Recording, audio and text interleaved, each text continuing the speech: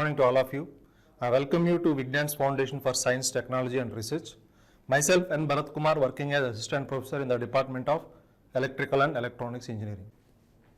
The Unit 5 basically deals with the semiconductor devices. Let us discuss the contents that we are going to study in Unit 5. Coming to the first one, the first topic is the classification of solids. We are going to classify the solids based on energy band diagram. Okay. Now, second thing we are going to study is the semiconductors and the properties of semiconducting materials. And next, we are going to study the intrinsic and extrinsic semiconductors.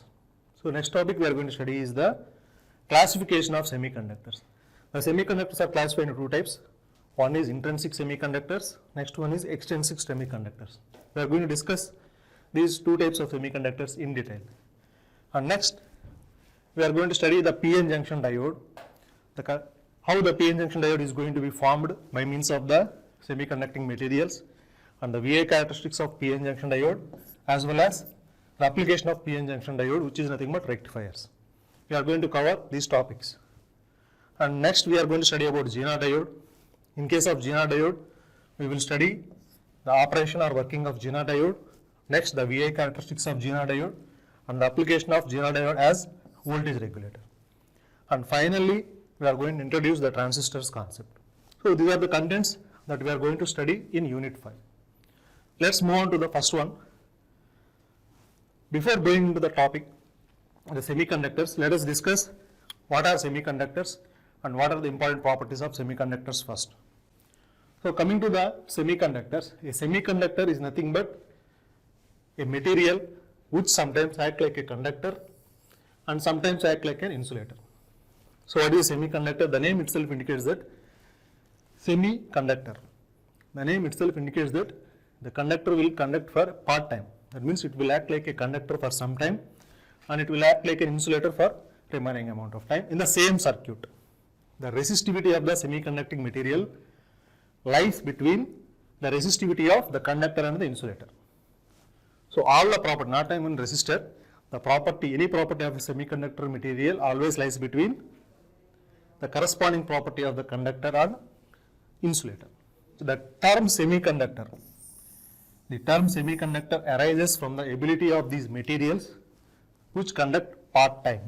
So, because these materials will conduct only for part time, we are going to call them as semiconductors. These semiconductors can be used in various applications, just like for amplification, for rectification, oscillation, signal mixing and switching. The silicon and germanium are the most widely used semiconducting materials. So, we are going to manufacture diodes, transistors, ICs by using this silicon and germanium. Now, coming to the impurities. When you add the impurities, since I told you that it can behave like a conductor or insulator, if you want to achieve a desired property, you have to add an impurity to the semiconducting material. So, if you want to make it as a conductor, you have to add an impurity. The addition of an impurity to a semiconductor is called as doping. So, we are going to call the addition of an impurity to a semiconductor as doping, and the impurity is going to be called as dopant. Okay, the process of adding impurities to a semiconductor is going to be called as doping, and the material we are going to use as an impurity is called as dopant. So, these are the important points in case of semiconductors. Now, before going further into the topic of semiconductors, let us discuss about the structure of an atom. It contains two parts. First part is the nucleus. Next, we are having electron orbitals as well as electrons. Here, what are these valence electrons? The electrons that are present in the outermost orbit of the atom are called valence electrons. The electrons that are present in the outermost orbit of an atom are called as valence electrons. And we all know that these valence electrons are responsible for flow of charge or flow of current. The number of valence electrons in an atom determines the electrical properties of that atom. Always the number of valence electrons that are present in an atom decides the electrical properties of an atom. That means these valence electrons decides whether the material is a semiconductor or a conductor or an insulator. So, if the valence electrons are less than 4, then the type of material we are going to call it as conductors. And if the valence electrons is exactly equal to 4, then we are going to call the type of material as a semiconducting material. That means if the number of electrons present in the outermost shell is equal to 4, we are going to call it as semiconductor. If the number of electrons present in the outermost orbit is less than 4, it is a conductor. And if the number of electrons present in the outermost orbit is more than 4 or greater than 4, we are going to call that material as an insulator. Energy level diagram. So as the first concept we are going to study is the classification of solids based on energy band diagram or energy level diagram. So what is this energy level diagram of an isolated atom? So the electrons in a higher orbit always possess more energy. So if you consider an atom here, consider this one as a nucleus and these are the electron orbitals. Suppose if there is an electron here, so the electron is present in an orbit which is closer to the nucleus. If you want to move the electron to the next higher orbit, you have to spend some energy. So that's why you are going to say that the electrons in the higher orbit possess more energy. Additional energy applied to this atom, electrons will move to the higher orbits. That's what I told you. When you apply additional energy to any atom, the electrons present in the lower orbits will move to the higher orbits. So see here, I have considered an atom. It consists 3 electron orbitals. I have named it as kth orbit, lth orbit and nth orbit. And coming to the radius, this k orbit is closer to the nucleus. I have considered the radius of the kth orbit as r1, lth orbit as r2 and mth orbit as r3. So this k orbit is very near to the nucleus. So if you want to move an electron from kth orbit to nth orbit, you have to apply some additional energy. So the same electron, when it moves to the higher orbit, that means from kth orbit to nth orbit, that electron will possess more energy. So this energy we are going to represent by means of a diagram called as energy level diagram. So if you see here, this is the edge of the nucleus. From the edge of the nucleus, the electrons that are present in the kth orbit will possess the least energy. Next, compared to the kth orbit, lth orbit is having, the electrons present in the lth orbit will have more energy. And compared to the electrons present in the lth orbit, the electrons present in nth orbit will have more energy. So depending upon the radius, the energy levels will also vary. Here, R1 is less than, R2 is less than, R3. That means the energy level of nth orbit is greater than lth, which is greater than k. So the electron present in the nth orbit will have more energy than the electron that is present in the lth, and which is in turn higher than the energy that is present in the kth orbit. So radius between R1 and R2. Now what is the gap between these orbits? So when the electron is moving from one orbit to another orbit, it has to cross the gap between these orbits. This gap we are going to call it as forbidden gap. So the gap between the each orbits, the respective orbits, we are going to call it as forbidden energy gap or simply forbidden gap. An atom in a solid is greatly influenced by the closely packed neighboring atoms. So electrons in an orbit has different energy values by the influence of the neighboring electrons. These range of energy is, we are going to call them as energy bands. So when the electron is present in kth orbit, and if the same electron moves to the lth orbit, that means next higher orbit, then energy is going to be acquired. That energy we are going to represent by means of bands called as energy bands. So I am going to consider this one as the energy band of the kth orbit electrons, and I am going to consider this one as the energy band of L orbit electrons, and I am going to represent this one as the energy band of M orbit electrons. That means, see here, there are two levels. So this is one level of energy and this is the second level of energy. That means the electron present in kth orbit will have the energy between this minimum level and maximum level. So an electron present in kth orbit will have the energy in between this gap. That's why we are going to represent the energy of an orbit as a band. Similarly, the electrons that are present in the lth orbit will vary the values between the minimum level and the maximum level. So that's why we are going to take the energy band as the energy band to represent the energy of an electron present in the respective orbit. And what is this gap between each band? We are going to call them as forbidden energy gap. So the gap between each energy band is going to be called as forbidden energy gap. So this is the energy band diagram we are going to use to classify the solids. These are the three bands. So as I told you, the properties of the material can be determined with the help of the three energy bands. What are those three energy bands? The first one is the conduction band, second one is the forbidden band, and the third one is the valence band. The electrons always moves from the valence band to the conduction band through forbidden gap. So let us consider an insulator first. How we are going to represent the insulator by means of energy band diagram. We know that there are three bands here. The first one is the valence band. So this valence band is nothing but where the valence electrons are going to be present. Second one, forbidden band, and the third, conduction band. In case of an insulator, let us consider this one as the valence band and this one as the conduction band. Now the gap between this conduction band and valence band is called as forbidden energy gap, and this gap is very high in case of an insulator. You have to spend almost 15 electron volts to move an electron from valence band to the conduction band. So that's why you have to spend more energy, because the electrons in the valence band are tightly packed.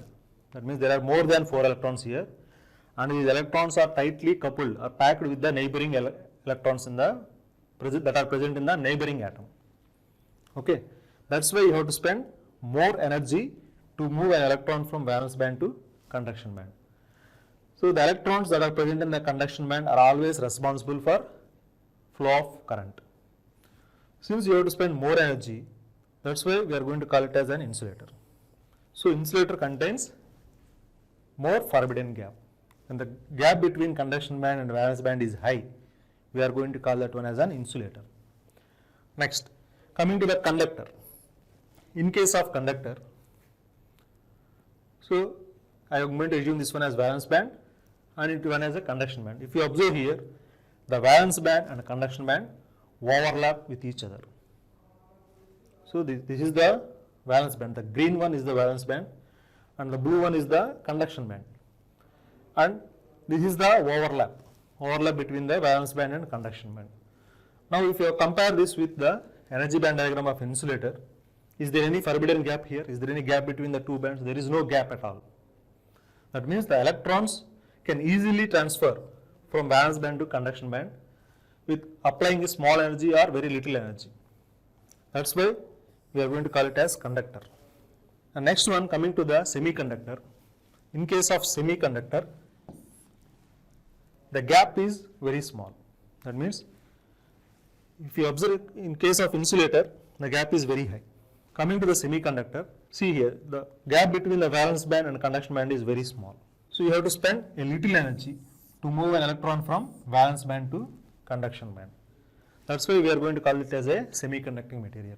If the gap between conduction band and valence band is high, we are going to call it as an insulator. If the gap between the conduction band and the valence band is small, we are going to call it as a semiconductor. If the valence band and conduction band overlap with each other, or if there is no forbidden gap, we are going to call it as a conductor. This is how we are going to classify the solids based upon energy band diagram.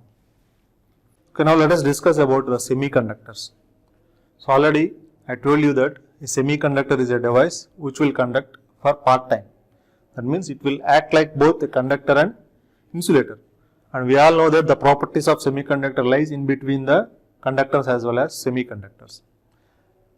So basically we are going to use silicon and germanium are going to be used frequently as a semiconducting materials. Although so many materials are going to be there, but we are going to use frequently silicon and germanium as a semiconducting materials. These semiconducting materials are mainly used for electronic components and photovoltaic cells. Now what are the properties? So let us discuss some important properties of semiconductors. A semiconductor is formed by covalent bond. Semiconductor is always going to be formed by covalent bond, and you already know about what is meant by a covalent bond. The bond that exists between the adjacent electrons present in neighboring atoms. A semiconductor has a crystalline structure. So semiconductor will always have a crystalline structure. The semiconductor have the properties that lies in between the resistor and that lies in between the conductor and insulator. The property of a semiconductor always lies in between conductor and insulator. Now we can make the resistivity of a semiconductor to vary by means of doping, by means of adding impurity. When you add impurity to a semiconducting material, its resistivity or conductivity is going to change. Conductivity is going to increase or resistivity is going to decrease. Next, semiconductor is a tetravalent atom. That means tetravalent means it always contains 4 electrons in its outermost shell. So tetravalent means the number of electrons present in its valence orbit is always equal to 4. That type of atom is called as tetravalent atom. So all the semiconductors contain 4 electrons in its outermost orbit. That is the one of the property of a semiconductor. Next, semiconductor has a resistivity value that lies between the resistivity of conductor and insulator. Approximately it lies between 10 power minus 6 to 0.5 ohm meters. And finally, the forbidden energy gap for a semiconductor is very less. In case of insulator, the forbidden energy gap is very high. In case of conductor, there is no forbidden gap at all. And coming to the semiconductor, the forbidden gap is very small, which is almost equal to 0.7 to 1.1 electron volts. Semiconductor has negative temperature coefficient. These are the few properties of the semiconducting materials. Next one, let us see how the atomic structure is going to be there for silicon and germanium. So if you consider silicon atom here, so this is the silicon atom. If you observe here, what is the atomic number of silicon? 14. And you know how electrons is going to be occupied in several orbits. Since the atomic number is 14, and after occupying this, we can say that the valence orbit contains 4 electrons. See here, this is 1, 2, 3 and 4. So number of electrons in the kth orbit, this is the kth orbit, contains 2, and lth orbit contains 8 and mth orbit contains 4. So kth orbit contains 2 electrons, L orbit contains 8 and M orbit contains 4. So as I told you earlier, the outermost orbit contains only 4 electrons. That's why we are going to call it as a tetravalent atom. Next, coming to germanium. In case of germanium, what is the atomic number of germanium? 32. So if you do the occupancy here, the number of electrons in kth orbit 2, this is the kth orbit. Next, lth orbit 8, mth orbit 18, and finally the nth orbit it contains 4, 1, 2, 3, 4. So 2 plus 8 plus 18, 28. So since it is atomic number is 32, obviously the valence orbit contains 4 electrons. That's why this germanium is also called as a semiconducting materials. All tetravalent atoms are going to be used as a semiconducting materials. But frequently we are going to use this silicon and germanium. Most frequently we are going to use this silicon and germanium. Now if you observe the forbidden energy gap, as I told you, in case of semiconductor, the forbidden energy gap lies between 0.7 to 1.1 electron volts. That 0.7 electron volts is for germanium and 1.1 electron volts is for silicon. That means the forbidden energy gap in case of germanium is 0.7 electron volt. And the forbidden energy gap in case of silicon is 1.1 electron volt. So this is how the atomic structure looks like for both silicon and germanium. Now let us discuss some more information about the atom. So each energy level can hold a certain number of electrons. So an atom contains a specified number of electrons in its orbit. So the first energy level can hold 2 electrons, and the next orbit will hold 8 electrons, and the third can hold 18 electrons. Now how we are going to decide the number of electrons that are going to be present in each orbit starting from the nucleus? If you see here, the maximum number of electrons that an energy level can be expressed using the formula is 2n square. So for example, if you consider an atom like this, the orbit which is closer to the nucleus will be considered as the first energy level. That means n is equal to 1 in case of this first energy level. If n is equals to 1, then 2n square is equal to 2. That means the first energy level contains 2 electrons. Similarly, if n is equals to 2, then 2n square is equals to 2 into 2 square 8. Like that you can continue. So here in this case n is equals to 1, first orbit contains n is equal to 1, second orbit n is equal to 2, third orbit n is equal to 3 and so on. So based upon the energy level, you are going to calculate the number of electrons present in each energy level by using the formula 2n square. We are going to compare semiconductor and a conductor of an atom now. So in case of a silicon atom is nothing but a semiconductor. How many valence electrons are going to present? 4 valence electrons is going to present. That's why we are going to call it as a tetravalent. And we are going to call this one as a semiconductor. And what is the electron configuration? It is 2:8:4. That means the first orbit contains 2, second orbit 8, third orbit or the outermost orbit contains 4. So that's the atomic number is 14. Coming to conductor, I have considered copper as an example for conductor. Here there is only one valence electron. That means this electron is freely available. Since there is only one electron, it is going to behave like a conductor. It is a good conductor. And the electron configuration is 2:8:18:1. So the outermost orbit contains only one electron, which is less than 4. That's why it will act as a conductor. So what is covalent bonding? Holding atoms together by sharing valence electrons. Covalent bonding is nothing but holding atoms together by sharing valence electrons. If you consider a silicon atoms, here I have considered 4 atoms.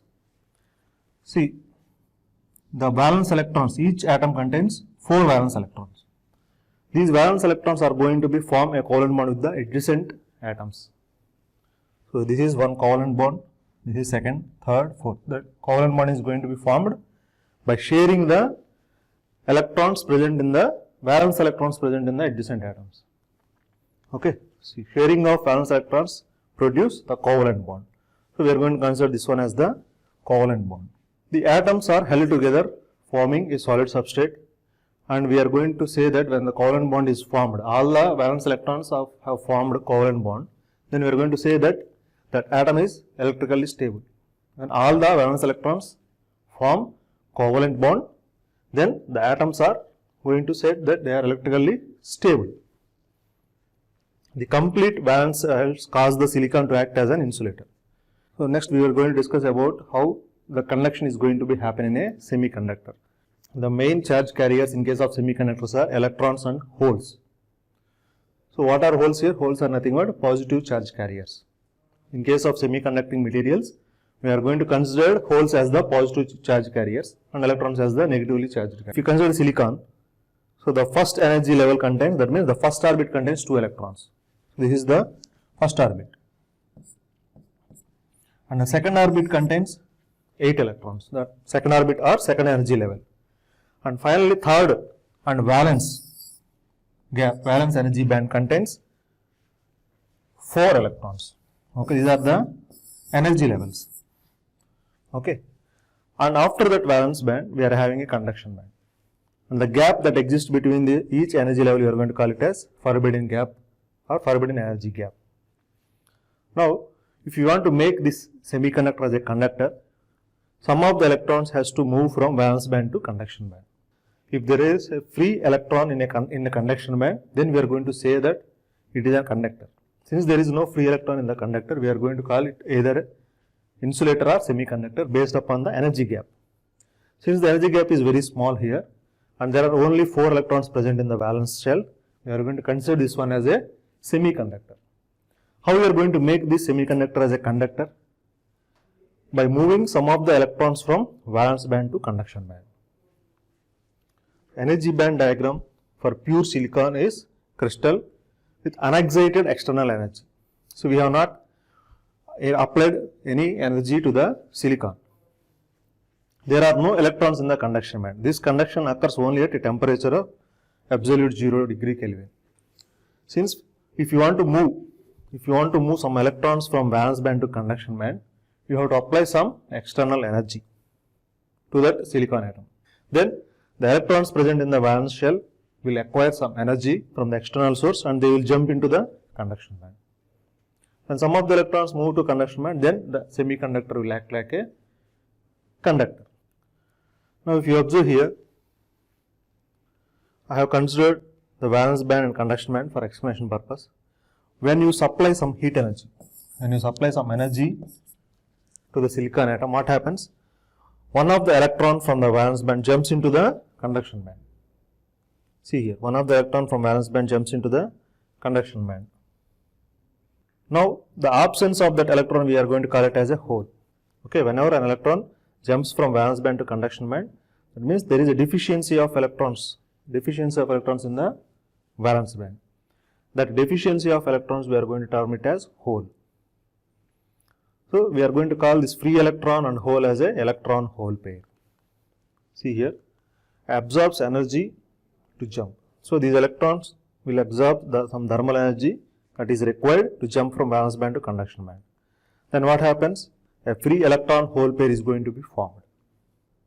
When the electron jumps from valence band to conduction band, and this is going to be happen when you supply some heat energy.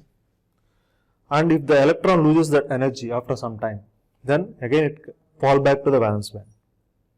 That is called recombination, and it exactly falls back to the hole. It exactly falls back, and we are going to call falls back to the valence band, and we are going to call this one as the recombination. That means the free electron, when it loses energy, it will go back to the valence band and form a covalent bond with the adjacent valence electron. That is called as recombination. These electron hole pairs in a silicon crystal are going to be generated continuously while some recombine with the holes. So, when you supply heat energy, electrons will jump from valence band to conduction band, and these free electrons will be used for conduction as well as recombination. So, some of the electrons, if you observe here, some of the electrons are going to be used for generating electron hole pair. That means they are going to use it for conduction purpose, and some of the electrons are going to be recombined. When a voltage is applied, the free electrons which are free to move, they are going to randomly attract it toward the positive end. Electron current in intrinsic silicon is produced by the movement of thermally generated free electrons. These electrons are going to be generated thermally. That means when you supply heat energy, the electrons will jump from valence band to conduction band. That means because of heat energy, these electrons are going to be produced. And whenever there is a movement, whenever you apply some voltage, see here, I have applied positive and negative polarity to intensity. Then what happens? The electrons are going to be attracted towards the positive polarity. With this movement of electron is going to be called as electron current. So, whenever an electron moves, see, a free electron leaves hole in the valence shell. When an electron jumps from valence band to conduction band, the absence of that electron is called as hole. So, see here, when an electron jumps from valence band to conduction band, what happens? It leaves a hole in the valence shell. This is called hole. Next, what happens? Another valence electron. A valence electron moves into first hole and leaves a second hole. So, like this, the electrons will move from left to right. Then what happens? Obviously, the hole is going to be, whenever electron moves from left to right, that electron is going to leave a hole. Then we are going to see, if you see here, the hole is moving towards right. That absence of electron, that means the formation of hole due to the movement of electron will look like that. The hole is moving towards this movement, we are going to call it as hole current.